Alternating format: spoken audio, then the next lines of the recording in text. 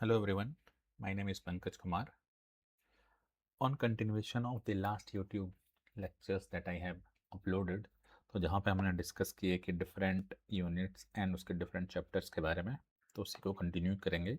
और आज जो हम पढ़ने वाले हैं वो पढ़ेंगे द लिविंग वर्ल्ड के बारे में। ओके, वैसे इस चैप्टर को लोग इग्नोर कर देते हैं, बट मेरे ख्याल से ये बहुत ही इम्पॉर्टेंट चैप्टर है, एज ये एक तरीके का क्यूरियोसिटी भी प्रोवाइड करता है, जिसके बेसिस पे आपका बायोलॉजी पढ़ना थोड़ा और इंटरेस्टिंग हो जाता है। और ये एक तरीके का फ्यूचर ग्लिम्स भी प्रोवाइड करता है कि आपको बायोलॉजी में इन फ्यूचर पढ़ना क्या है। तो that's why it is an important chapter. Now considering the living world, living world can be viewed, और दो तरीके से इसको देख सकते हैं। एक मैक्रो लेवल है ना, और दूसरा जो है micro level. Macro level means अगर आप किसी पर्टिकुलर ऑर्गेनिज्म को ऑब्जर्व कर रहे हो अपनी आँखों से, सो दैट, और उसके जो फेनोमेनन होता है वो आप क्या ऑब्जर्व कर रहे हो, it will known as a macro level. अगर आप माइक्रो लेवल कंसिडर कर रहे हो तो माइक्रो लेवल में जिसे आप अपने खुली आँखों से नहीं देख सकते, तो उसको हम लोग जो बोलते हैं वो है माइक्रो लेवल। तो मैक्रो लेवल में क्या हो सकता है, तो इकोलॉजिकल कॉन्फ्लिक्ट, राइट, और दूसरा हो सकता है कोऑपरेशन, है ना। दो ब्रॉड कैटेगरीज में जो है हम इसको देख सकते हैं ऑर्गेनिज्म के रिलेशनशिप को, जहाँ पे आप देख सकते हो कि प्रीडेटर्स एंड प्रे, राइट, जहाँ पे एक प्रीडेटर्स जो है वो प्रे पे डिपेंड करता है as a food, right. Cooperation जहाँ पे different species, right, different species exist together, तो ये हो गया cooperation. Now considering micro level, micro level पे आप जो देखोगे वो है biomolecules, right. We can not see a biomolecules with our eyes, right, rather we required instrument, right. So unaided eye से हम लोग देख नहीं सकते हैं, तो required instrument and other technical aspects, जिसकी वजह से हम लोग माइक्रो लेवल का स्टडी कर सकते हैं, राइट। बायोमोलिक्यूल्स में as such includes DNA, RNA, proteins and other things, right? So these are the study of at micro level, or these are the study at macro level. Okay, so these are the some differences. Now the living world जो है वो exist करता है, but there are some questions that arise by looking at the living beings. First question is, we can ask why life exists, right? This is also a question, right? So these questions cannot be answered by a biologist, right? So we require a philosopher. The philosopher is usually provide a different perspective about life, right? However, if there is a question, ये पूछा जाए कि what is the difference between living being and non-living being?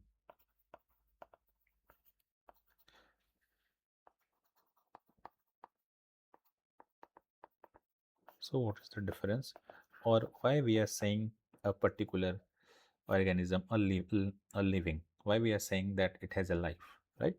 So these are some of the questions that should be answered by a biologist or a scientist.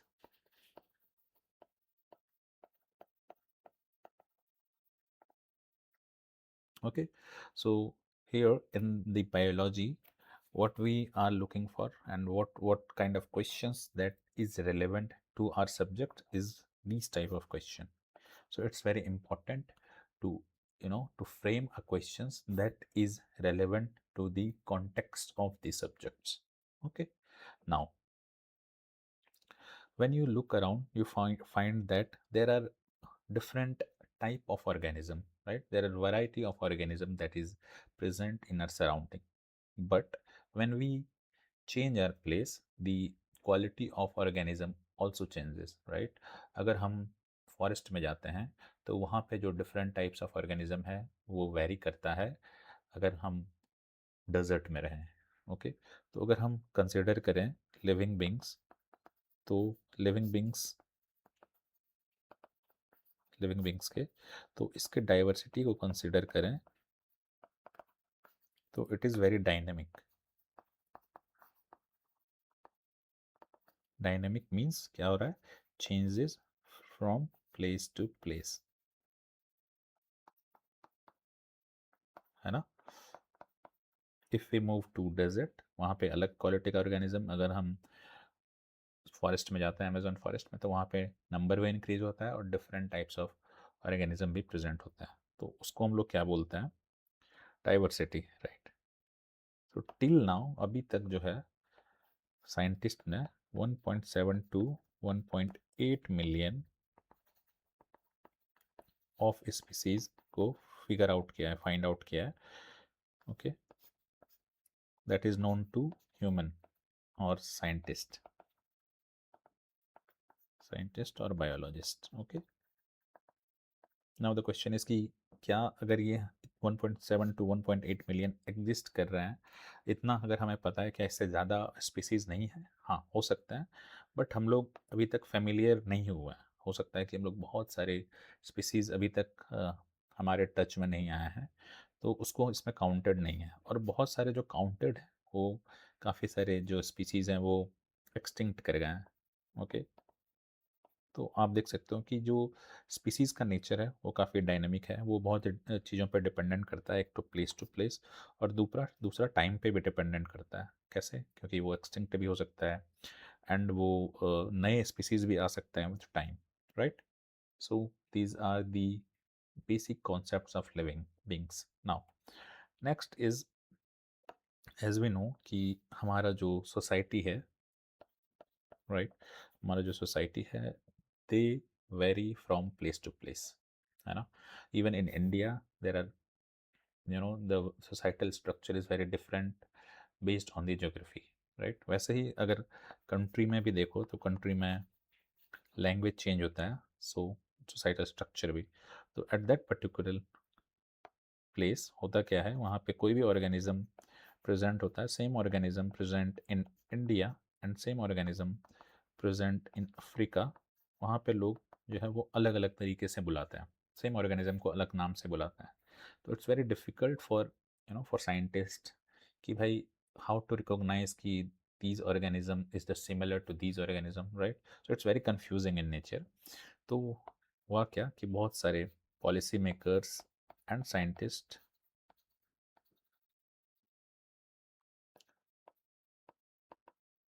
Okay, बहुत सारे policy makers and scientist ने क्या किया, they have created an organization, that is ICBN, and another is ICZN. So what is this? So this is known as International Code for Botanical Nomenclature, and another is known as International Code for geological nomenclature. Okay, तो इस ICBN में basically plants के naming को consider करते हैं, और इस classification में बेसिकली एनिमल्स के नेम को कंसिडर करते हैं, है ना। तो एनिमल्स को नेम मीन्स कि ये इन्होंने डिसाइड किया कि भाई जो ऑर्गेनिज्म होगा उसका सिर्फ एक ही नाम रहेगा हर जगह रिस्पेक्टिव ऑफ प्लेस। वाई? क्योंकि 1.7 टू 1.8 मिलियन स्पीसीज एग्जिस्ट करता है, राइट। तो अगर इसका नेमिंग्स अलग अलग जगह पे अलग अलग तरीके से होगा तो सबसे पहले तो इसका स्टडी करना डिफिकल्ट हो जाएगा साइंटिस्ट के लिए, राइट। तो दैट्स वाई ये सॉल्यूशन लेके आया गया है नाउ, कि जो नेम प्रोवाइड करते हैं हम लोग बोलते हैं उसको nomenclature. Nomenclature is nothing, nomenclature of plants and animals, उसको जो नेम प्रोवाइड करते हैं प्लांट्स और एनिमल्स को उसको हम लोग बोलते हैं नोमेनक्लेचर। तो ये नोमेनक्लेचर कैसे होता है? तो भाई नोमेनक्लेचर जो है एक सर्टन क्रिटेरिया और प्रिंसिपल्स के बेसिस पे डिफाइंड होता है। तो वो सर्टन क्रिटेरिया और प्रिंसिपल क्या है भाई? तो वो है तुम्हारा जीनस, और दूसरा है स्पेसिफिक एपिथेट, राइट। तो इस केस में यहाँ पे हम लोग specific epithet is a kind of species से डिनोट करते हैं। तो ये दो चीज़ों जो है वो एक पर्टिकुलर ऑर्गेनिज्म से जुड़ा होता है जो कि कांस्टेंट होता है ना, इरिस्पेक्टिव ऑफ प्लेस। उसका नाम जो है वो सेम होता है हर जगह पे। फॉर एग्जांपल मैंगो, अगर मैं एग्जांपल लूँ, मैंगो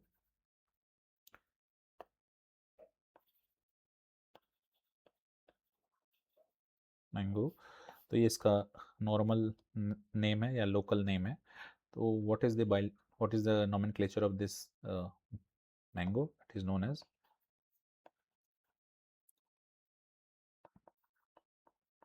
मैंगीफेरा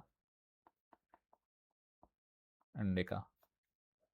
ओके, तो यहाँ पे आपने देखा होगा कि जो मैंगो है, यहाँ पे जो मैंगीफेरा है that is a genus, and whereas indica it is a species, right. तो दीज नोमेनक्लेचर जहाँ पे हम लोग देख सकते हैं कि जीनस से डिनोट कर रहे हैं एंड स्पीसीज से, दो तरीके से है ना, दो कंसिडरेशन लेते हैं इसको डिनोट करने के लिए। तो हम लोग इस नोमेनक्लेचर को जो बोलता है, तो बेसिकली बाइनोमियल नोमेनक्लेचर।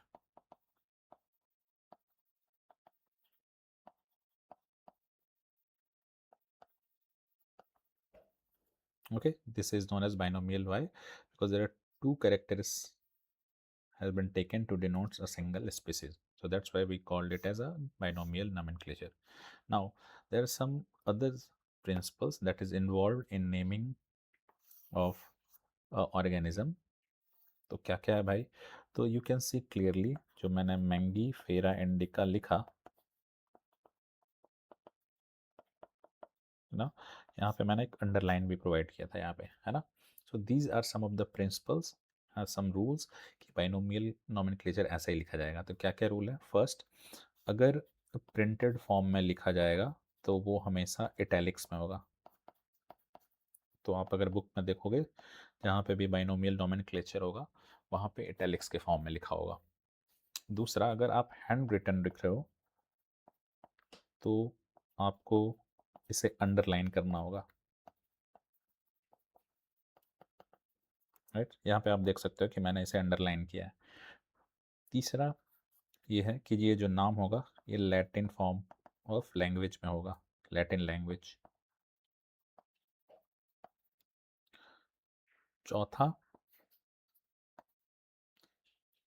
जो होगा ये कि आप फर्स्ट, यानी कि मैंगीफेरा में एम जो है ये मैंने कैपिटल लेटर में लिखा है, right. This M you can see, तो जो एम होगा वो कैपिटल लेटर में, यानी कि जीनस जो होगा first word is written in capital letter, लेकिन जो स्पीसीज लिखा रहेगा वो स्मॉल लेटर में, राइट। तो जस्ट रिमेंबर कि genus is in form of starting letter would be in capital letter, in species starting letter would be in a small letter. Okay, so these are some of the concepts कि why namings is necessary, right? So I hope आपको ये समझ में आ रही होंगी चीज़ें। Now as we know, अभी हमने जो पढ़ा कि 1.7 to 1.8 million species is known, है ना, इतना हमें पता है at a time. But is it possible to study all organism? It's impossible, है ना। It's impossible to study that whole organism. So what's the solution? The solution is classification. So what is classification? तो classification में करते क्या है हम लोग, जो भी ऑर्गेनिज्म है उसको in a group we divide it, right. तो ये 1.7 टू 1.8 मिलियन जो स्पीसीज़ है इसको स्टडी करने के लिए क्लासीफाई किया गया है। क्लासीफाई कैसे किया गया है? तो इस तरह के ग्रुपिंग से बना के, जिसको हम लोग इसको क्या बोलते हैं, ग्रुप बोलते हैं, है ना, कैटेगरी बोलते हैं, या फिर मोर स्टैंडर्ड वर्ड टेक्सॉन बोलते हैं, जो कि हम लोग क्लासिफिकेशन में यूज़ करते हैं, राइट। तो इस तरीके के क्लासिफिकेशन में इसको डिवाइड कर दिया गया। अगर मैं कुछ एग्जांपल लूँ इसको बताने के लिए, फॉर एग्जांपल प्लांट, अगर मैं प्लांट बोलता हूँ तो there is an image that comes to in your mind, right, based on certain characteristics, okay. अगर मैं एनिमल्स बोलता हूँ तो there is some certain characteristics that you can imagine, that that you know, तो उसको हम लोग एनिमल्स बोलते हैं। वैसे ही अगर मैं मैमल्स बोलूँ तो there is some certain characteristics present in mammals, like what, like mammary gland, there is a presence of mammary gland, there is presence of body hairs, right? So there is some certain criteria, certain groups, so इसको हम लोग बोलते हैं, ये group है ना, grouping बोलते हैं, और इसी ग्रुपिंग्स को हम लोग बोलते हैं taxon, okay. Now considering this classification, हम लोग अभी तक overall we can know that characterization is very important, right? Characteristics. So we characterize a particular organism, then we identify, then we classify, and then nomenclature, है ना। तो whole particular scenario is a part of taxonomy, है ना। जब हम characterisation करते हैं, identification करते हैं, क्लासिफिकेशन, नॉमेनक्लेचर करते हैं, तो फिर the whole particular scenario is known as taxonomy. तो टेक्सोनॉमी में होता क्या है भाई? टेक्सोनॉमी में होता ये है कि आपको, उसके पहले हम देख लेते हैं सिस्टमेटिक्स।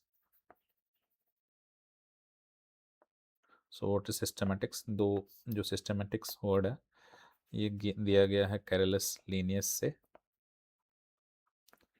उन्होंने एक जर्नल पब्लिश किया था जिसका नाम था Systema Naturae. Basically systematics as name, है ना, सेल्फ डिस्क्रिप्टिबल है कि ये एक पर्टिकुलर सिस्टम को सिग्निफाई करता है, that is relationship among organism, है ना। तो ये रिलेशनशिप जो है ऑर्गेनिज्म के बीच में, so this system is known as a systematics. Now considering systematics we also need, इसके लिए भी हमें चाहिए identification, nomenclature and then classification, right? और इसमें we can also consider a evolutionary relationship among organism, right?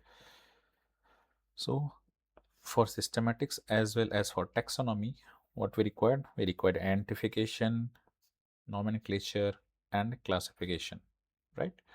Now coming to the taxonomy, इस taxonomy में जब ये सब अगर कर लेते हैं, आइडेंटिफिकेशन हमें पता चल गया, फिर इसको क्लासीफाई कर लिए, तो क्लासिफिकेशन कर लिए कि डिफरेंट डिफरेंट ग्रुप्स में वो जाएगा, है ना। फिर नॉमेनक्लेचर, ये सब का जो यूज़ है इवेंचुअली क्या यूज़ है वो है टेक्सोनॉमी में। तो टेक्सोनॉमी क्या होता है भाई? तो टेक्सोनॉमी आप जब देखोगे तो टेक्सोनॉमी जो है वो बेसिकली किसी पर्टिकुलर ऑर्गेनिज्म को, पर्टिकुलर ग्रुप को, एक पर्टिकुलर ऑर्गेनिज्म को बेसिकली पर्टिकुलर ग्रुप में रखना होता है, राइट। फॉर एग्जांपल इस टेक्सोनॉमी की कैटेगरी को देखोगे आप तो इसको डिवाइड किया गया है broadly kingdom, then phylum, then class, then order, then family, then genus and species, okay. तो आप जब किंगडम को देखोगे तो, और स्पीसीज को देखोगे, तो जब आप कैरेक्टर्स को देखोगे तो जो सबसे ज़्यादा सिमिलर कैरेक्टर्स होंगे वो स्पीसीज में होंगे, और सबसे सबसे ज़्यादा डिसिमिलर कैरेक्टर कहाँ होंगे? किंगडम में होंगे। तो हम ये कह सकते हैं कि आप जब किंगडम से स्पीसीज की तरफ आगे बढ़ोगे तो जो कैरेक्टर्स हैं वो क्या होंगे? इंक्रीज होंगे, राइट।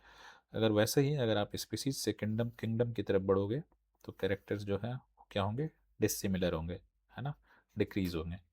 तो आप थोड़ा वर्डिंग्स का ध्यान रखना, लैंग्वेज का ध्यान रखना, और इस तरीके के क्वेश्चंस जो हैं वो ऑप्शंस में आते हैं, right, to make you confuse.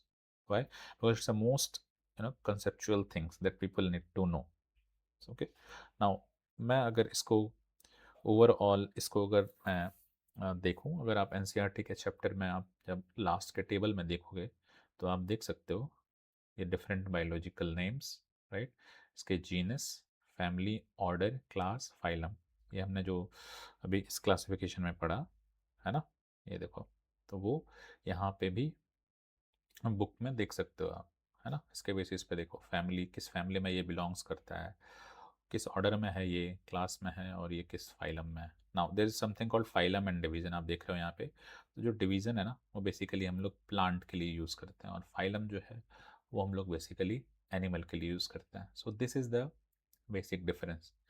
Okay, I hope ये सारी चीज़ें आपको समझ में आई होंगी। अगर आपको लगता है कि इसमें कुछ और ऐड करना हो मुझे, या मुझे कुछ प्रॉब्लम्स आपको दिख रही है, तो आप मुझे कमेंट्स में बता सकते हैं। और अगर आप देख रहे हैं कि किसी को ये रिक्वायर्ड है, इट्स एन जो न्यूली, जो नए बच्चे हैं उसे उन्हें बायोलॉजी पढ़ना है, तो कृपया करके ये लेक्चर उन्हें आप भेज सकते हैं, शेयर कर सकते हैं, सो कमेंट्स कर सकते हैं, जिसे लाइक करें। So thank you, next we will see you in the next chapter, chapter 2। Thank you very much.